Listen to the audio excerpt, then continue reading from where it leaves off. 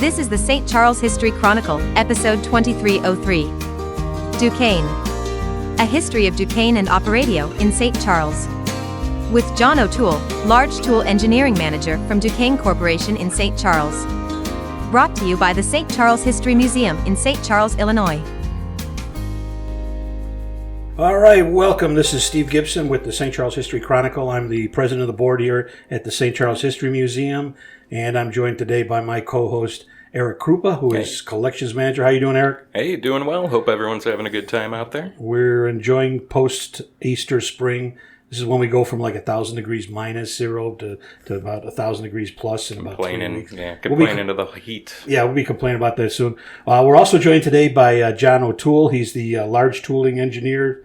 You're not the large tooling engineer. I got the title wrong already. Engineering manager. Engineering manager. And you work for DuKane? That is correct. Okay. Yep. So you're here today to talk to us a little bit about some changes that you're making in your archiving that involve the History Museum a little bit, and then we'll talk about some other stuff and whatever seems to work for everybody. So yeah, we'll give you guys a rundown about the history of Operadio and DuKane, some of their kind of more quirky inventions, I would say. We've got plenty of them. And just a rundown about DuKane today. Okay, and I'll leave Eric to do this because I haven't had any of the conversations that you had with John. So take it away, guys. All right. So I was actually approached by John over here to potentially take custody of the DuKane and Operadio archives, and I've been working with him for a couple months now. He did a fabulous job organizing and setting it up. We're actually finalizing a deal, so we will be the future custodians of the DuKane and Operadio archives, which include, I don't even know where to start. We got schematics, diagrams, inventions. It's well over 100 years worth of stuff. So we just recently celebrated our 100th anniversary. Yes. Operadio was founded in 1922. Last year we had our 100-year anniversary. And as part of that, we celebrated DuKane's history. We pulled stuff out of the archives, a lot of physical material, old products and stuff like that. But also in the archives were, I don't know if it's underestimating, 10,000 plus articles of photos, prints, dating all the way back to drawings that our founder drew when he was a kid. He was born in 1896. So, wow, that's one of the things that when you talk to people here in town, everybody has like this kind of memory of DuKane and driving by it all those years, and the Operadio stuff. Obviously, if you're kind of a history nerd like we are, there's a lot of that tied into St. Charles. And I think it was kind of cool when we first talked about the fact that you're bringing the archives over, that this is like, I think you just said it a little while ago, it's like peeling an onion, and as you peel this thing away, it's not like the onion gets smaller. Okay, no.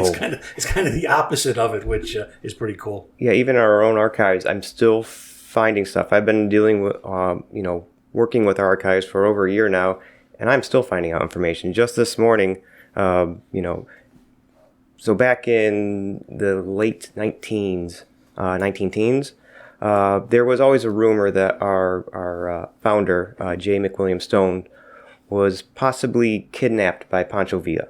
However, this morning I found an article that was done, an interview with him that was completed, talking about radio, but just by chance they talked about that experience, and now it sounds more like he may have volunteered to join the Revolutionary Army, Pancho Villa. Oh, jeez. Yeah, so I got a little quote from him if you'd like to hear about it. Oh, yes.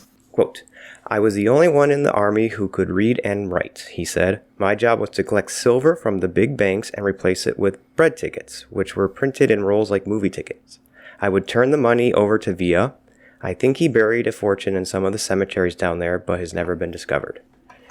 And that is the only quote we have from him so far that I can find about his time at during the Mexican Revolutionary War. Oh, that's fantastic. Yeah. So he also did spend time in World War I as an ensign. I have not found much records on that, though. Yeah, I could definitely do a deep dive there if you'd ever want me to.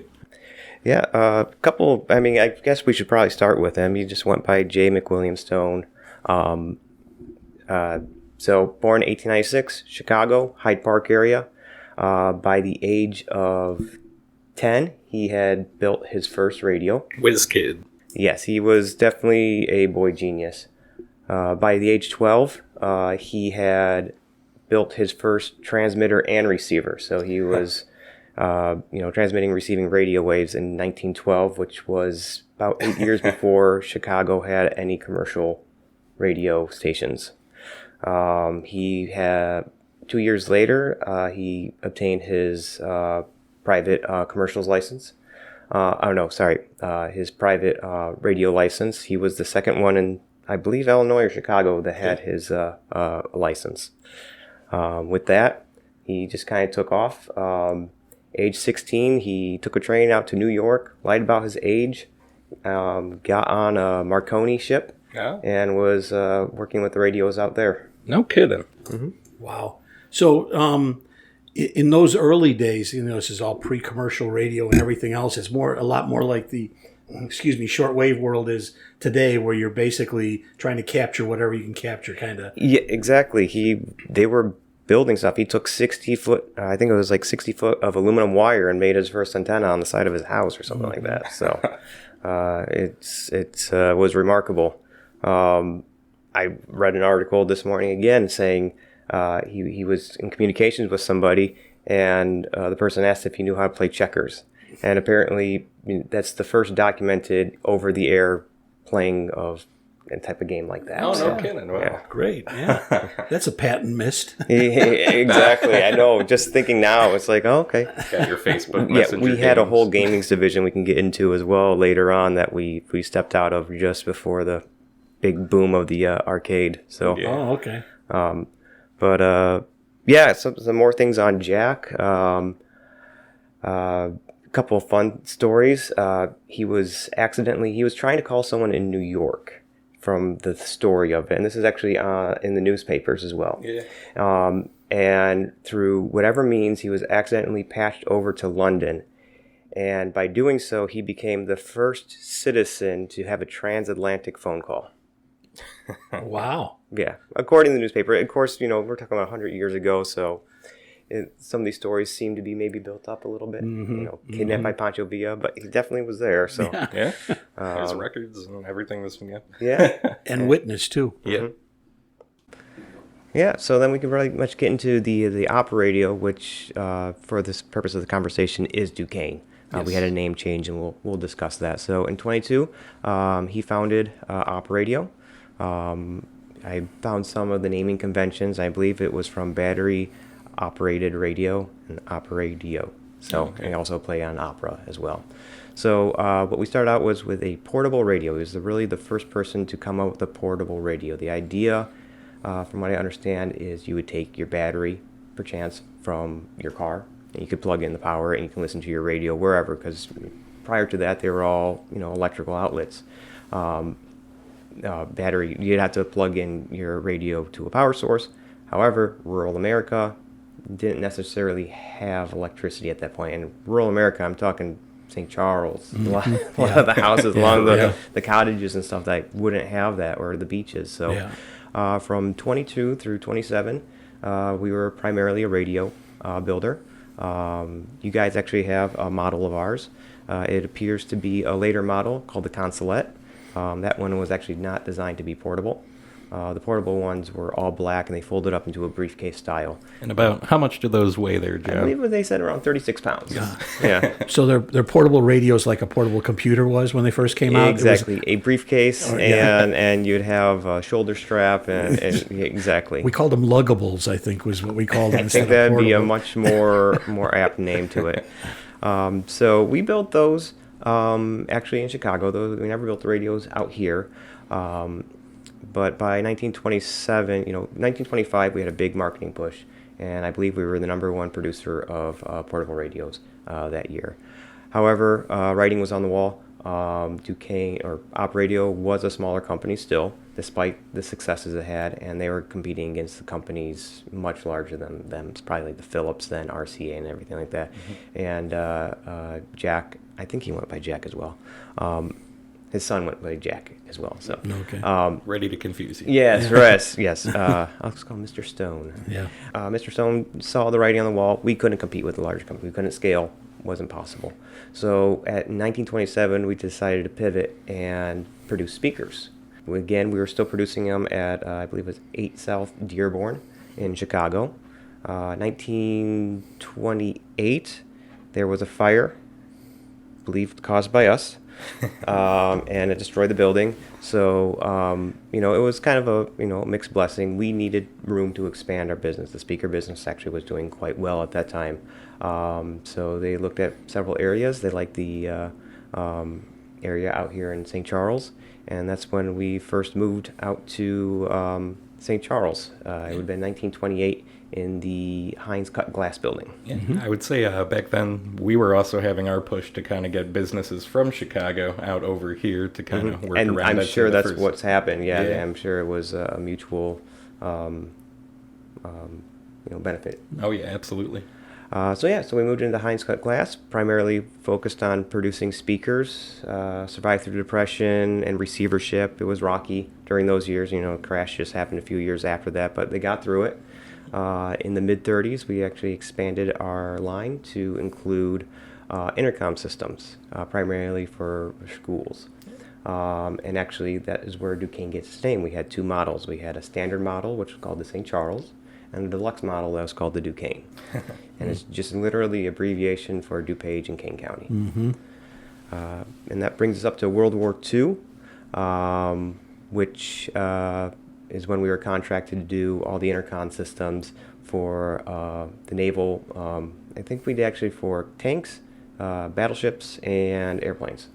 But I think actually stepping back a few, we did have one pretty interesting out there product in the 30s, and it was called the Magic Glow Bar. Yes. So imagine, if you will, 1936. No.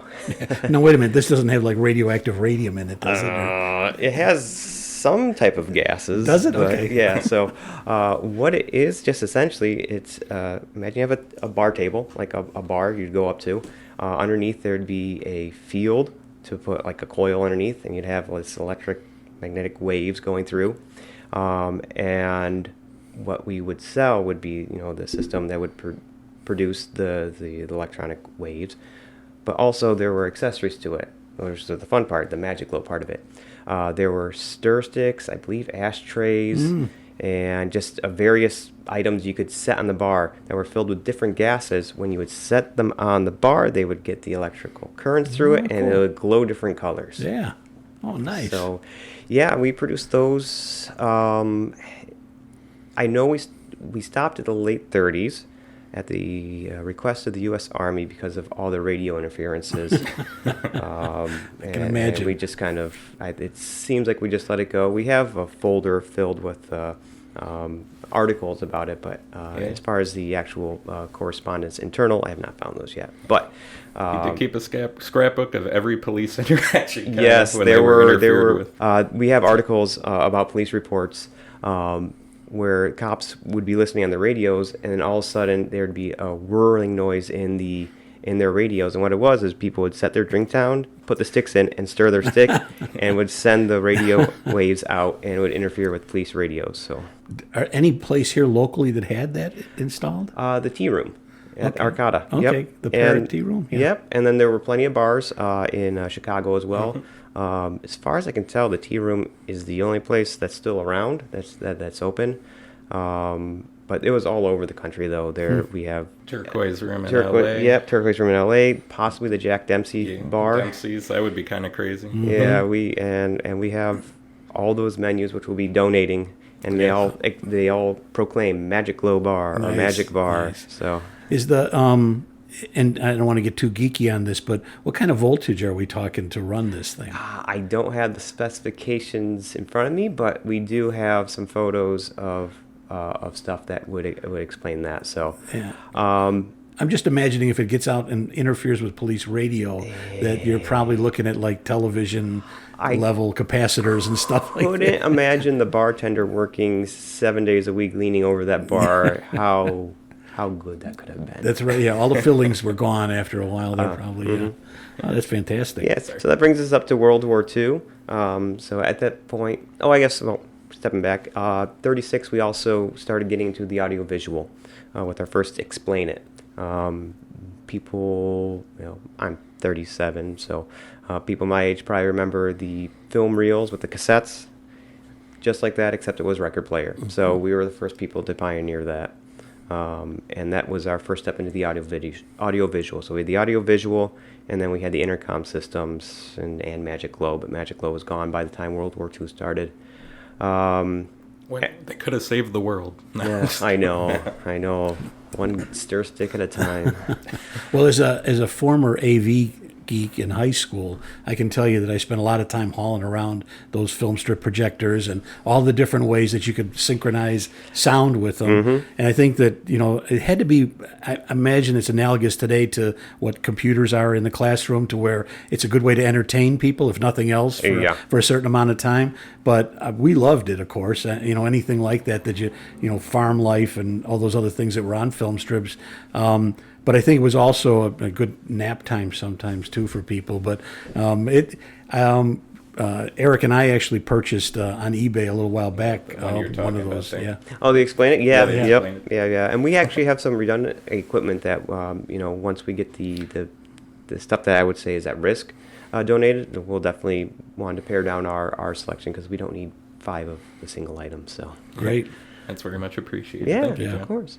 So after World War II, 1945, we start producing commercial items again. By the end of the 50s, we have 3 main divisions: audio-visual, and then we have what would become CSD, but our commercial division. Then they do the intercoms and eventually the clock systems as well, which I don't know if everyone remembers synchronized clocks in school where they would hum. Yep. That was us. It was funny going to school. It was DuKane on the clocks, DuKane on the film projectors, and everything, overhead projectors. It's like, yeah. Even when I went to school. We're talking mid-2000s. I'm sure they're still in a closet somewhere at my old school. True. By the 1960s, we still had all 3 departments. However, we decided to get out of the government contracts. So at that point, we went down to 2 divisions, which carried throughout the 90s, which would be called AV and CSD. Again, the AV was the film projectors, overheads, and CSD would be any of the intercom systems. Another fun item that we had that was produced in the 1950s, we actually got into, we were producing speakers. And actually, we spun that off in the 1951. We had a speaker facility down in Quincy, Illinois. We sold it to the employees, and DuKane was out of the speaker, the diaphragm speaker business. But in the mid-1950s, we explored with plasma speakers. I don't know if you know plasma tweeters. No, tell me about it. So how a plasma tweeter works, it actually takes plasma, and as it heats up, it expands the air, and it makes the sound. And it's supposed to be very clear, very, almost perfect sound. There are, however, produces quite a bit of ozone in that. And in a closed room, it could be considered dangerous. They worked on it, and they improved the technology as it went, but they were just very expensive. Mm-hmm. And there were certain crystals inside that had to be replaced they got up to every 2,000 hours you had to replace it, which was about a year's worth of use. They're relatively inexpensive, but it was just more maintenance than just a paper tweeter. So people still play around with them. Yeah. A basic pair of tweeters on eBay will go for $2,000. Wow. Yeah. There are people that remake these too as well. Yeah, people remake it. There's a company in Germany that is still producing them off the copy of the it was called Ionovac. Yes. And they're still producing them. So wow. Mm-hmm. So through the 60s, well, actually, we need to go back to 1951. DuKane. We're no longer Operadio at this time. So as early as 1947, we have an entire folder on correspondence about changing the name of DuKane, of Operadio at that time. People were having problems. It was apparently hard to spell and hard to pronounce. Operadio, and they were like, we don't even make radios anymore. It had a good name with the speakers, and we were out, at least in the trades. People knew who Operadio was, but unless you were a radio enthusiast at the time, you had no idea what Operadio was. So the decision was made around 1947 to change our name. They had a couple different iterations. Originally, the leading one was to go with OP, because at that time GE and RCA had some of the largest name recognitions. However, during a phone conversation, I believe it was actually Mr. Stone was saying the name, and the other person on the other line was not getting, because OP. He's like, OPY, OP. And so he's like, no, what? Not doing it. So they went with what they had already, the DuKane system. Very easy, DuKane. Easy to understand, relatively easy to spell, as long as you don't put a C there instead. And yeah, ultimately that's the decision they made, and I believe it was July 17th, 1951, we officially switched our name. Well, it's stuck. And it's stuck. It doesn't mean anything different in Slovak or Armenian or anything. I don't know if they did that. They probably have by now. Oh yes, we're global now for sure. Yeah. There's one story that I always tell people about when I'm touring downtown with people, and that's the story that out of all the technology that Colonel Baker built into the hotel, the Rainbow Room and all the other stuff, he ran a set of wires over to the Municipal Center after he built it, and there were a couple of Operadio speakers hanging in the tower, and he used to broadcast the live jazz bands and things that were playing over at the Rainbow Room so that the public could hear it. So. Yeah. Did the Arcada also have a setup too? Yep, we also set up the Arcada. We were very active in giving speakers all over the place. We were involved with air shows in the early 30s. The World's Fair? The World's Fair, 1933 World's Fair, we were there. We built a talking robot, which I'm One-eyed robot. Yes. Well, I don't have any prints of it yet, but I've been looking too online. I've been searching for so long, I can't find anything. But yeah, we built it for Sears Roebuck, and we also had a booth there with our technology. You exhibited in over 25 different areas, believe it or not, from what I've read around the fair. Yeah, it was a very large company. And that's also, without helping the actual behind-the-scenes parts of the fair, which I'm sure we also did the intercom system. I don't have any records of it, but I would assume we probably did at that point. And the first broadcast out of St. Charles, unsurprisingly, was from Operadio, an Operadio wire kind of, or Operadio radio. Mm-hmm. Yeah, I did find records that Jack Stone, the senior, actually owned a commercial radio license. For broadcast license. I found the dissolvement letters, so unsure if anything was done with it, but what else in the 30s? So we did the World's Fair. Is there anything you want to look at on the schematics? Right there, you have schematics from 1924, which would have been, the Operadio 2. So our second generation. Yep, second generation. We got some, they appear to be original blueprints. Oh, yes. Circuit designs. And literally blue and prints. Mm-hmm. So for 1926 model. So this was going to be the one that was coming out. And there's the 25. Mm-hmm. Yeah, we just have boxes of these. Honestly, and patents from Canada, all different kinds of areas like that on different random inventions. Yeah, we have, those may stay with us. I'll try to talk to my... that stuff could... No, but it's not doing anything for us. But we have patents, we have patent research going all the way back to the 20s. We have patents in the folders still packed, sealed from the 20s as well, onward.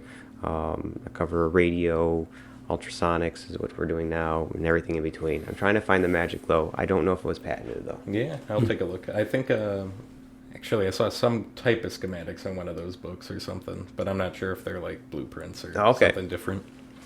People are interested. Well, I'm interested. There are like 5 people on the internet that even know what magic glow bars are, but... Well, that's what we're here for. I know. Well, another thing that kind of comes to mind when I'm thinking about this is when I was a kid, everything was in wood, okay? Mm-hmm. TVs, radios, everything was in wood. And when you think about production today, how much of it is... stamped metal, how much of it is bought parts from other places. Mm-hmm. I can imagine that manufacturing had to be unbelievably complicated back in the day. You were making everything, from the printed circuit boards or the boards that you were plugging tubes into, all the way through the cabinets and knobs and Bakelite and all that kind of stuff. Yep, we have photos of us on the Cedar Avenue plant. Which is something we moved into later. We had a full tin shop, and they actually followed us into our current facility up until, the late 70s, 80s. We had, we were making practically everything there. We were making our own cabling. We were stamping our own steel, sheet metal, bending it. We had everything from, concepts out the door was practically done at that facility, which is just not how businesses run anymore. No. It's just not efficient. It's a part of another thing that made St. Charles kind of unique was we got a lot of employers like this that needed, like, you didn't just need electricians or engineers, you needed woodworkers, you needed, people to move stuff, and when I think like Moline Malleable and the Howell Company and all of these kind of, let's call them a little bit later industries that were in town, it really gave us a leg up. Other than maybe something like Elgin, but even then, we really had the opportunity for people to come here and have a choice of jobs, not all come and work at the Elgin Watch Company or something like that. So. Yeah, no, St. Charles was, even at the time when we arrived, it was still relatively diversified. There was no, I would say, central, like you said, Elgin Watch. The town lived by, die by type of manufacturer. So. Yeah, it looks like we beat them all, though. Yeah. Well, we got kind of lucky because our industry changed over time from, farming and agriculture into this more heavy-duty industry stuff. And then, today it's pretty much all gone in St. Charles. I mean, there's some, manufacturing, but nothing like what we were in the heyday. Oh, yeah, the river was lined with factories. Yeah. So. One of our board members was speaking about the past just in the last episode there, and he was saying the only things that are around now are like Ream Electric and DuKane, pretty much. Yeah, so, from the time he was around here. So. And we're still doing great. Yeah. I touch up on a couple history points, and we can go into the present stuff, how we got there. So the one thing, if you notice, really what kept us going is Senior, which is Jack Stone, and then his two sons purchased the company from him in the 60s. Was they had an ability to see the market and pivot when needed. So, in 51, they sold off the speakers. By 68, that company was gone. Okay. So that market was just gone. It was probably taken over by foreign entities at that point. Japanese electronics were coming into at that point. Same with radios. He knew he could not compete. Instead of just live by, die by, he was like, all right, what do we do well? We make good speakers. And he pivoted to that. Yeah. So the next pivot would have been 1968. Which actually leads us to where we're at right now. We started Jack Jr. at this point. He had, again, Senior was still around at that time. He didn't pass until 1970, but he was done in the business by that time. So Jack Jr. decided to give permission for our research development to look into this thing called ultrasonics, which is a way to fuse plastic together. It's called plastic welding. Actually, I found all the original lab notes that we had and all the original research notes. That's crazy. From that decided that this is the direction we're going to, and that's the reason why DuKane is still around now. So we started, developing the process. I believe the one other company that was around doing it is a company called Branson. They are still around. Are they from Missouri by any chance? I don't believe so. They're an East Coast company. They're still around. They're still big. We're catching up, though. Yeah. I mean, it's taken 50 years, but we are whittling away at them.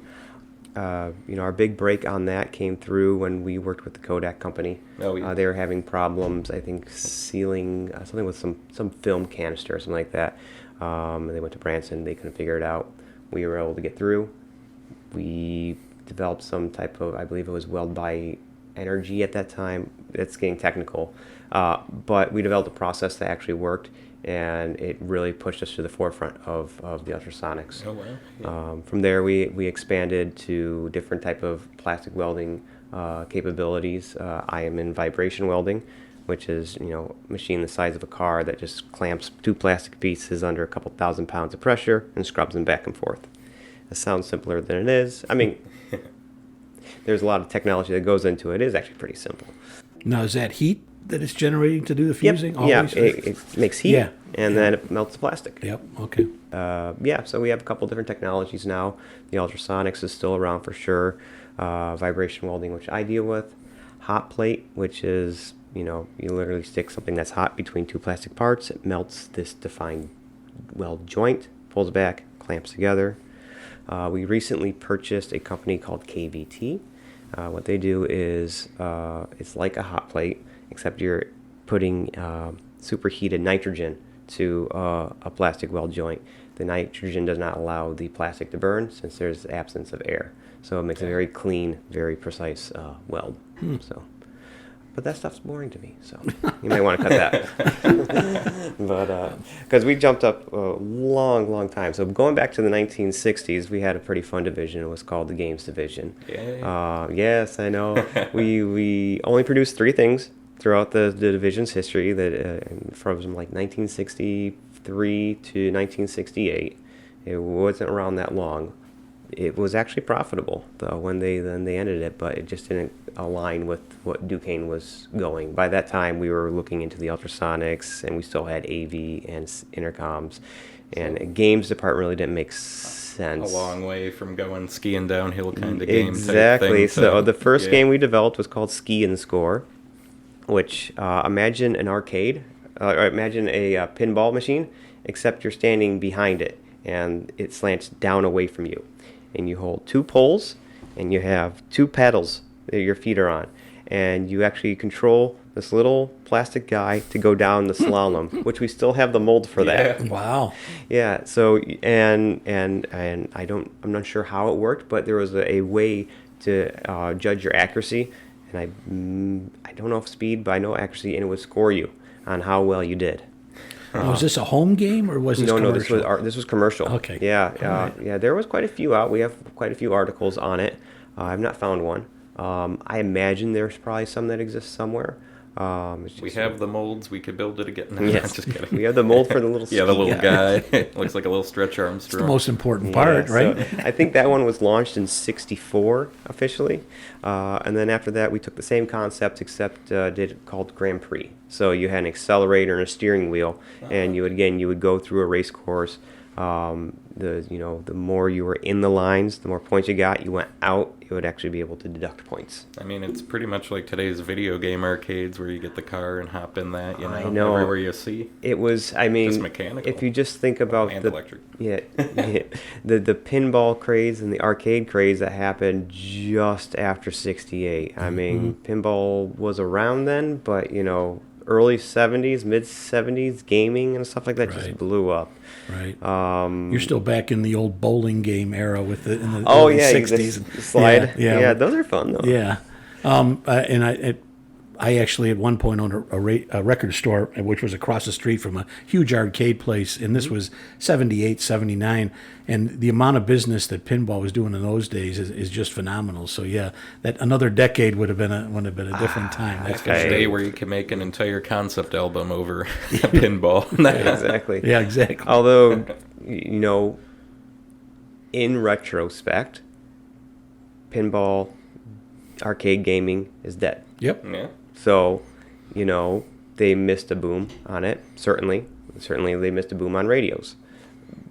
But they understood where the better bet for them, the company, was at, and it did pay off. So. Well, and they're still being agile enough to make the change. Sometimes you're the first implementer, sometimes you're second, third time out.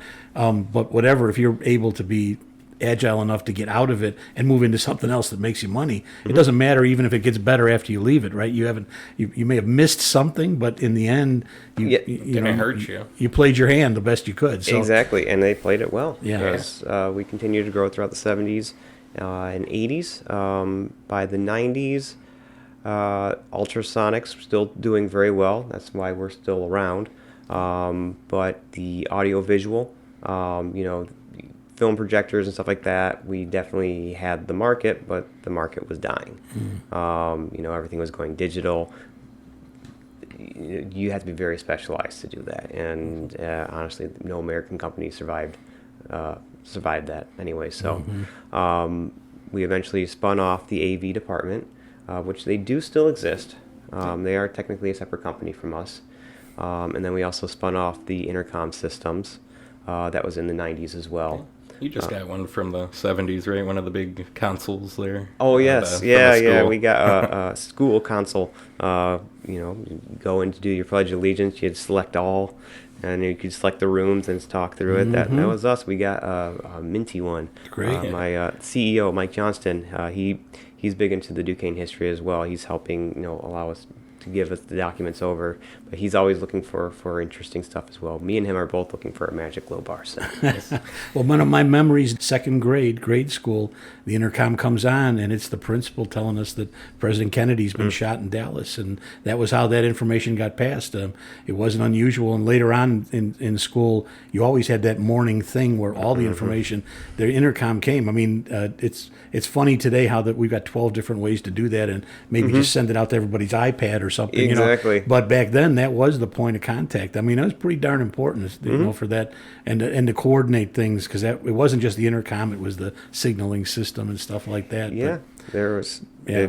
You were talking, I'm thinking here, you were talking a minute ago about, or we were talking about being agile, but we've got a great example of the exact opposite, which was the cable piano company, which was not able to flex themselves at all and really got wiped out by the fact that people quit buying pianos at home. That was the big boom back then, was the piano instrument stuff, especially around Chicago. Right. And then, it just crashed. And then those crazy guys over at the radio company came out with radios, and everybody wanted to listen to radio and not play the piano anymore. So It was our fault. That's victim of people's own success. You become very niche.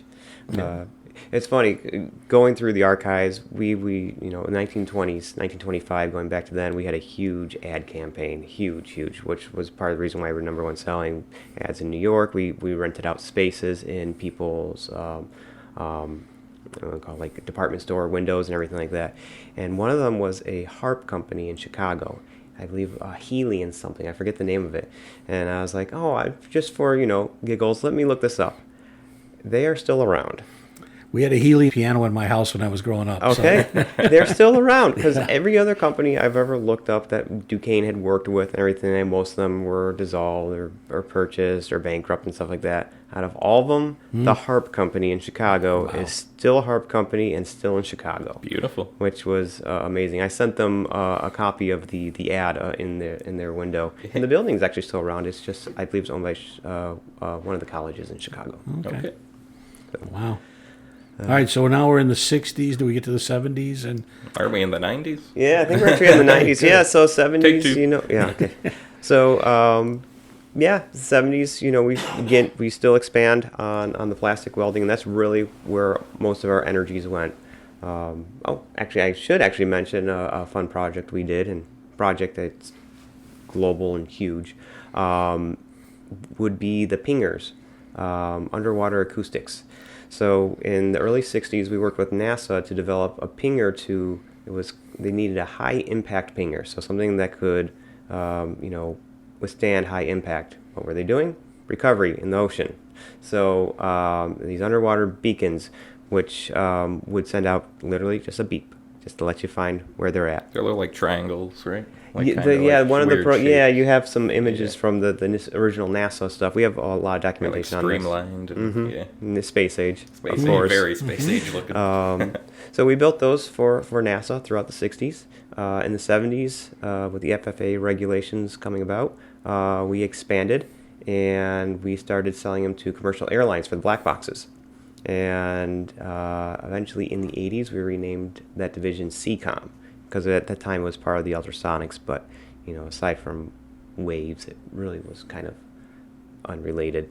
So pretty much every single black box has a CCOM derived pinger system in it. As recent as the Malaysian Airline one, it was our technology that was in there. That company was part of the sell-off in the 90s, just because we wanted to focus on one technology. And it was moved to Florida, and I still believe they're around. I don't know if it's still called CCOM or not, but definitely the technology is still used, dating all the way back to this 1964 with the space race. That's crazy. it's an amazing when you sit down and you talk about something like this, and everything seems to, like, all of a sudden you think St. Charles is the center of the world, because it seems like these weird things have happened. It's like, it's the pinger that was found for the 747 that went down. Right. It's St. Charles. Yeah. 6 degrees of separation. Well, or it's the fact that, Colonel Baker and Delora inherit, $40 million in 1918, which gives this city all of the money it needs to get through the Depression in pretty good shape. At one point, we have more construction projects going on in St. Charles than they got in the rest of Cook County in Chicago. Yeah. But, I mean, it's that kind of luck or whatever else that happened to us that kind of gives us this opportunity. So it's great to hear the stories of this. There's definitely got to be a bit of luck to be around, 100 years now. Yeah. So, Oh, yeah. It is kind of sad though, seeing all the other companies, reading through these articles and moving Crown Electrical, and it's like they needed capacity. So I guess we can go over the buildings that DuKane has occupied. Sure. Yeah. So from what I can tell, we've occupied 4 buildings in St. Charles. So we initially moved on to 13th Avenue. At the Heinz Cut Glass building, which is now being turned into condos again. Yes. We're hoping. It was going to get raised. That's right. Let's finish. And Let's hope then that finishes this time. Yeah. I saw a window in. Oh, really? Oh, okay. They that's got windows great. outside, and they have one window installed. So Yeah, we were able to get the old lamp factory sign, Lamp Co. Oh, sign okay. off of there. Yeah. Did if they you actually remember produce lamps there? I think it was more of a kind Resale. of like a resale, like a fix it up kind of place. Okay, yeah, because I couldn't find anything on Yeah. that. The late '80s, I believe it was around there. So funny. I knew about that building long before I knew Operadio ever occupied it. Mm-hmm. Yeah. At one point, it was Globe Music. We needed to expand, so we swapped buildings with them on the Cedar Avenue. So we were then occupied Cedar Avenue. And also during that time, in the mid-'30s, we purchased the Crown Electrical building, which is, I believe, 1 South 1st Street, Right. Illinois. So where Kimmer's Ice Cream is. Exactly. In that area. And was Global Electric a guitar-making place? Ukulele, different kind of strings, stuff like that. That's what I thought. Yeah. Stringed instruments. They're kind of rare and big on the market, too. I think, Oh, today, that I see. Yeah. I didn't know the history of it, but yeah. So we occupied those, the Cedar, and the one across the river through the early '70s at least, because we opened our main facility in 1970, and we've been there ever since. We've expanded a few times, and we've contracted, and now expanding again. So Knocking down the concrete walls, cutting through them to get more room. you got it. We're bursting at the seams again. I know. Funny story.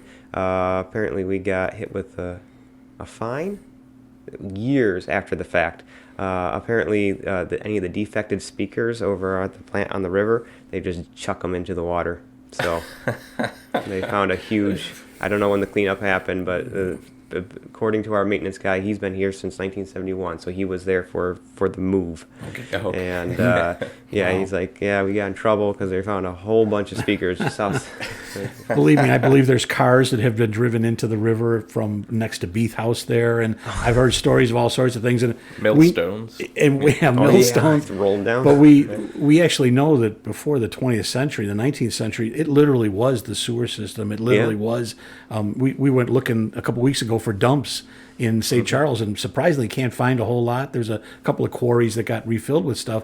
But if you think about it, you didn't need it. I mean, you literally were taking your stuff, your trash down there and dumping it in the river. That was just the way people saw that kind of resource. So not anymore, thank God. And especially not the factory stuff that was getting I know, dumped in and there, thankfully we really weren't involved in too much chemical. I mean, there was probably lead in those speakers, but it could have been much worse if we were producing some of the other stuff. So, so I mean, I just really want to, iterate, the excitement that we have to be able to, open up the archives. Honestly, before I started digging into them, some of the scrapbooks that we have, which are in the scrapbooks themselves are in bad shape, but the items inside are fantastic. There's some that probably not been opened since we were scrapbooking all the way back in the 30s. It appears one of our first scrapbooks was from the late 30s because there was no mention of anything World War II in it, and it was all about the magic glow. Yes. And there was some stuff about.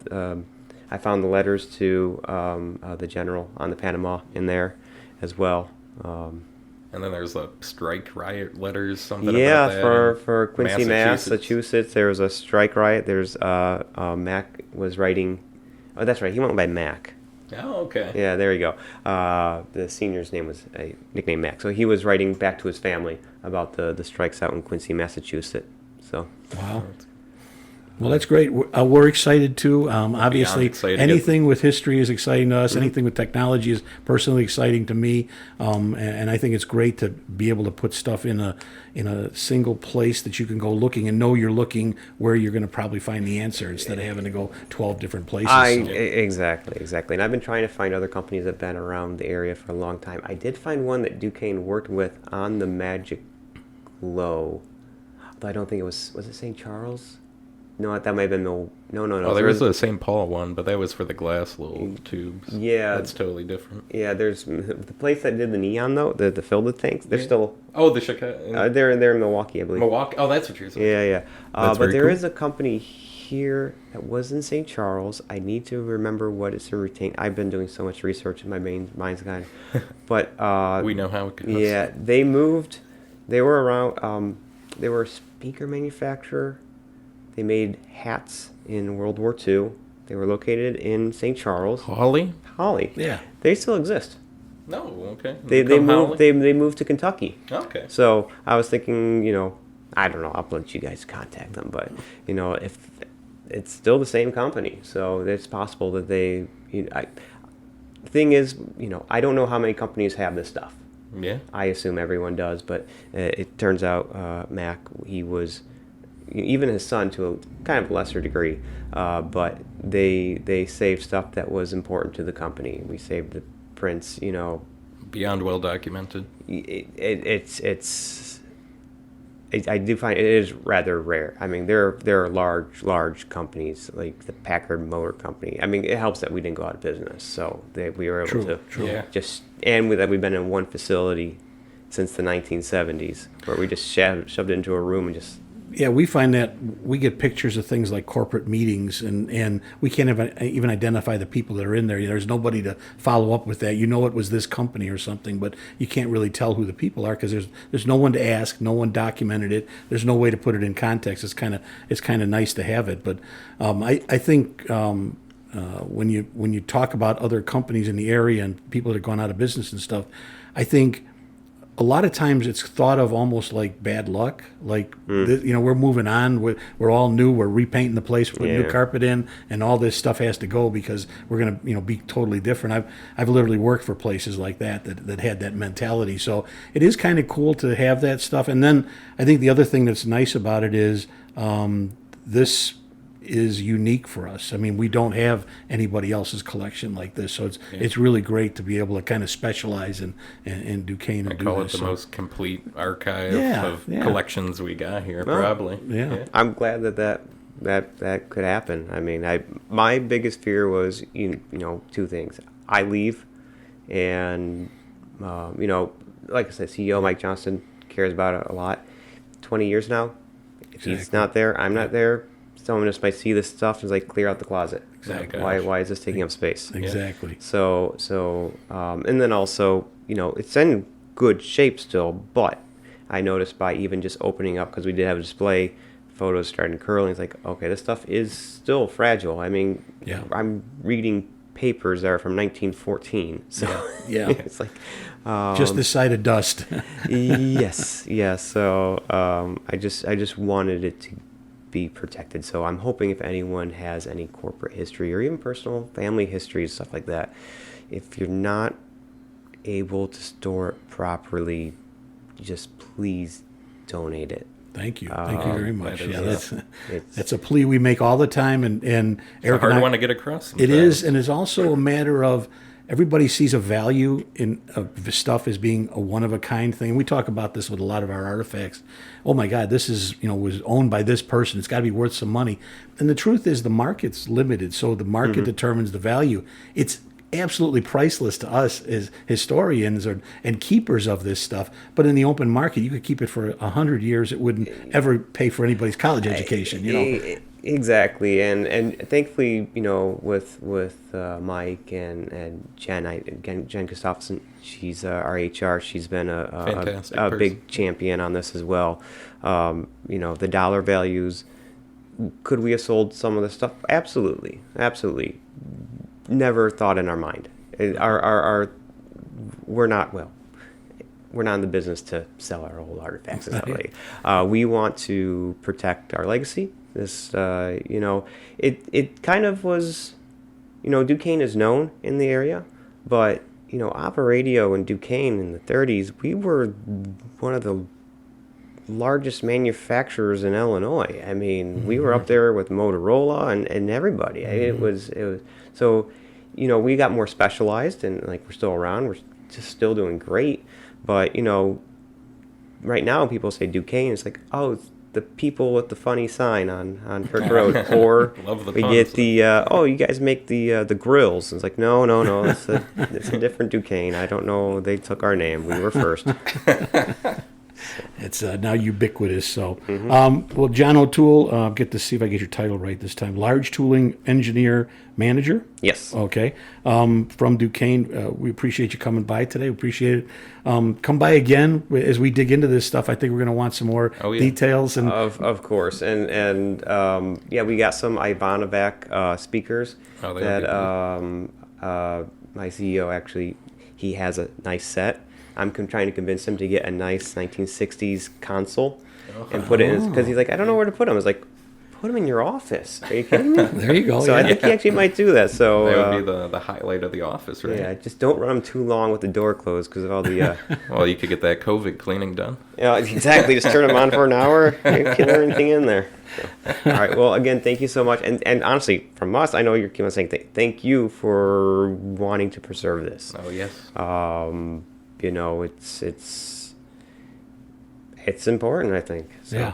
It's not every day this stuff comes falling into your lap, No, and I mean, it's fortuitous that you have Eric here. Eric's got an intense, a desire to see this stuff and to learn more about it. I love the technology, and I can't wait to dig in and see more of this stuff myself. And there's a ton of stories, and I think we'll definitely reach out to you to get some of those stories and capture some of that. So anytime, come on back, and we'll spend more time on the podcast. So I really do appreciate it. Yeah, of course. John. And here's to another 100 years. Yeah. All right, we got it. Yeah. We're already 1 year down.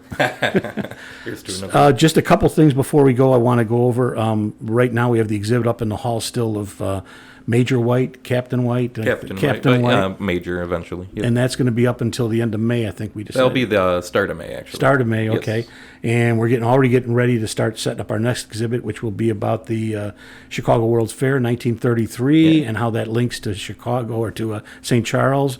And there's actually some DuKane linkage in it too. Oh yeah, absolutely. We're gonna hopefully be able to bust out a radio or two there to put on display for sure. Fantastic. Yeah. We've got some other events coming up this month. We're working on a VIP event on April 23rd. Eric and I spent some time this week with Dr. Dale F. Simpson Jr. from College of DuPage, looking at a lot of our, what do they call them, lithic artifacts? Yeah, lithics. For those that aren't that technical, point knife. They were stones, and we were looking at them, but they're implements that were being used. And I think one of the things that we found out that I thought was interesting was the majority are woodworking tools. So they look like they were used for building things. That is 13,000 years of St. Charles history is what we're going to be talking about there. 5 civilizations, I think that Dale mentioned to us. So if you are a VIP, be sure you RSVP for that. If you're not, it's simple enough to do. Contact the museum. We'll be happy to help you work that out. It's just a higher level membership is what it is for VIP, and you're all welcome to join us. On May 3rd, we've got a thing we're calling History Rocks. History Rocks is actually Ron Onesti at the Arcada is sponsoring that for us. We're going to have an evening of hanging around. We're going to be eating Ron's famous Italian meatballs, which are, I think, becoming world famous at this point. And we're going to have some live entertainment. Rick Elvis Saucedo will be performing his Elvis tribute for us. We'll be doing a 50-50 cash raffle and hopefully some other stuff. Those tickets are still available, but they are limited. Go to our website to get that, or look us up on Facebook, and you can purchase your tickets and everything else. Otherwise, life goes on. Oh, one more thing. In May, we're going to start our guided walking tours downtown St. Charles. If you're interested in that, look on Facebook or on our website. And the first one is May 20th, okay? So, again, I want to thank John for coming in today and talking to us, and Eric for taking time out of building his massive contraption of a 1933 exhibit, and all of you for listening to us. So, until next time, this is St. Charles History Chronicles. Thanks a lot. Have a great one. Thank you for listening to the St. Charles History Chronicles podcast. This content is copyright 2023, St. Charles History Museum, all rights reserved. Additional information on this episode and other podcast episodes is available at stcmuseum.org/podcast.